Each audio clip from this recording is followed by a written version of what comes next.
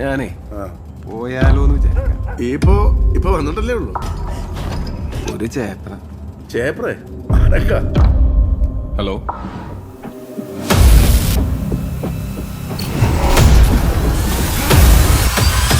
ഞങ്ങളിത് ഇവിടെ നിന്ന് ഇറങ്ങി. സതീഷിന്റെ അമ്മ മരിച്ചതിന് ശേഷം മക്കൾ എല്ലാവരുടെയും പേരിലാണ് ഈ സ്ഥലം. ഓലിപ്പം നല്ല സുഹൃത്തിലല്ല.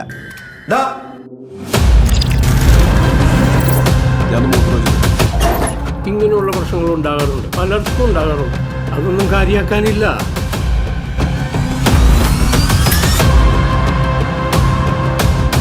കല്യാണം കഴിഞ്ഞിട്ട് ഇവിടെയാണോ അതോ അവിടെയാണോ?